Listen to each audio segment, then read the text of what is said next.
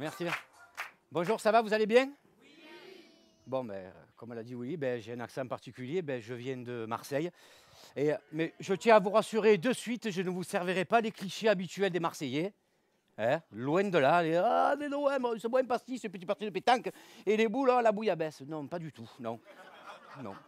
Je déteste le football, je bois pas de pastis, j'en bois 2, je suis déchiré. Les boules et la pétanque, je joue 5 minutes, ça m'emmerde. Et la bouillabaisse, j'ai pas les moyens. Voilà. Comme ça, c'est fait. Si, il y a une chose quand même qu'on ne peut pas nous enlever les Marseillais, c'est qu'on a sorti la vanne de l'année 2013. Indétrônable, vous pouvez faire tout Paris, regarder tous les spectacles, c'est la plus drôle. Marseille, capitale européenne de la culture. Elle est énorme celle-là quand même, hein, hein? À cette vanne-là, même Catherine Barma l'a comprise, elle a mis 20. Ouais. Ah là là. Mais bon, quand même, je regarde quand même le football. En parlant juste, j'allais oublier quelque chose, c'est qu'il y a eu un sondage à Marseille pour savoir si les gens étaient déjà allés au théâtre. Eh bien, 76% des Marseillais ont répondu non. 76%. Et 20% ont répondu ouh.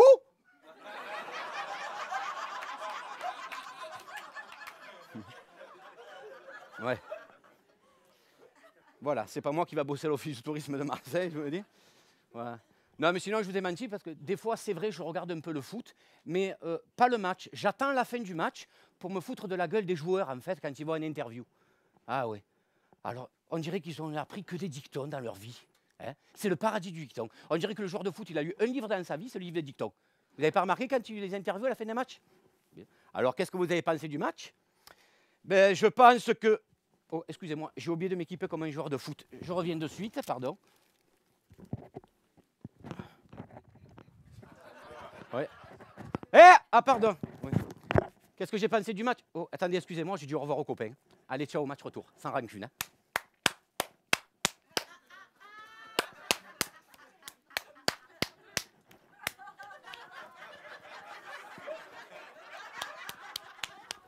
Hein. Oh, pardon, je ne t'avais pas vu.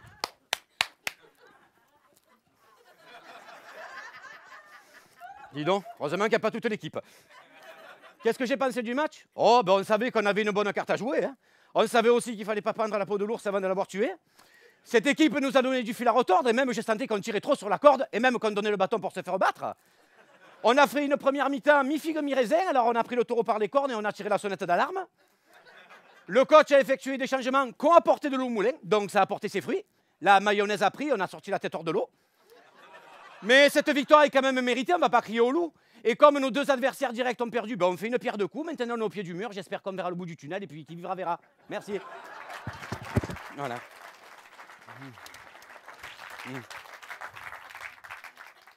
Bon, comme je vous disais donc, je m'appelle Marco Paolo et je tourne un peu partout en France. Là, c'est mes premières à Paris, mais je tourne un peu partout en France avec mon spectacle.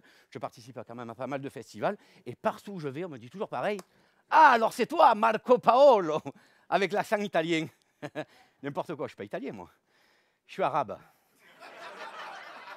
Ça a mis un froid là-bas. Cela. Si, non, c'est vrai. Non, mais je vais vous expliquer en fait pourquoi j'ai cette gueule. Parce qu'en fait, je n'ai pas tiré du côté de mon père, j'ai tiré du côté de ma mère qui est corse. Arabe et corse. Ouais, je sais ce que vous dites, c'est mélange explosif, c'est ça? Hein? Ouais. D'ailleurs, en parlant d'explosif, en ayant ses origines, j'ai pu rentrer chez Al-Qaïda et au FLNC.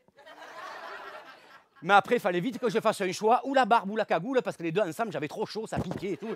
Tu vois? Ouais. Vous êtes peut-être en train de me dire, c'est la première fois que j'entends ça. Quelqu'un qui est arabe et corse. Qu'est-ce qu'il peut faire en étant arabe et corse? Je vole et je fais des siestes. Ouais.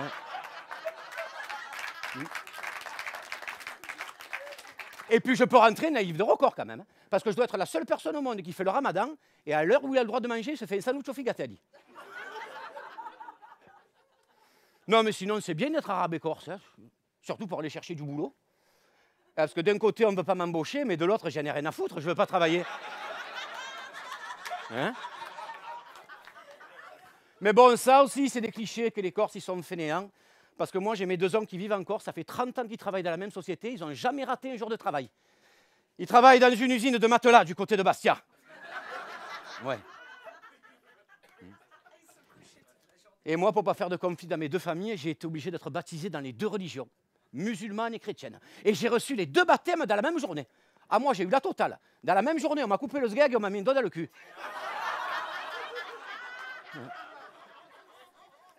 Ouais. Celle-là, chez les chrétiens, elle passe moins. Hein, ouais. Mais bon, les baptêmes, les mariages, ça permettait de réunir les 2 familles et surtout à mes 2 grands-pères de se revoir parce qu'ils se voyaient pratiquement jamais. Il y en avait toujours un qui était en Algérie, l'autre qui était en Corse et il y avait toujours des rencontres mémorables. Oh Jeannot, salam alaikum. On s'en bat les couilles aussi.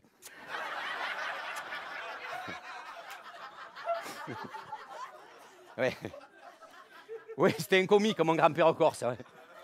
Et il disait toujours, pour vivre vieux, il faut une bonne santé et un bon boulot. Moi, j'ai la santé et ma femme, elle a un bon boulot. Qu'est-ce qu'elle était belle, ma grand-mère corse.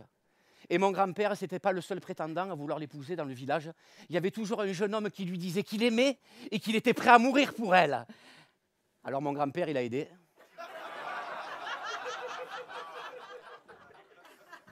Il y avait des chargeurs de calibre 12 dans la tronche. Ouais. Ouais. Et à cause de ce meurtre, mon grand-père, il a été obligé de rester caché 2 ans dans le maquis, hein, dans la forêt corse.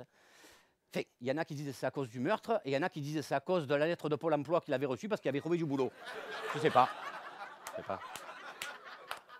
Mais il a bossé par la suite, mon grand-père, je vous rassure. Il a ouvert une SARL de charcuterie corse du côté de Bonifacio, principalement spécialisé dans le saucisson d'âne. Alors il m'expliquait qu'il mettait un âne dans une machine, et après il sortait un saucisson. Il schématisait, j'étais petit. Et moi, petit, justement, j'ai posé une question bête. J'ai dit, Pépé, est-ce qu'il existe une machine où tu mets le saucisson et après il sort un âne? Il m'a dit, oui, ta mère.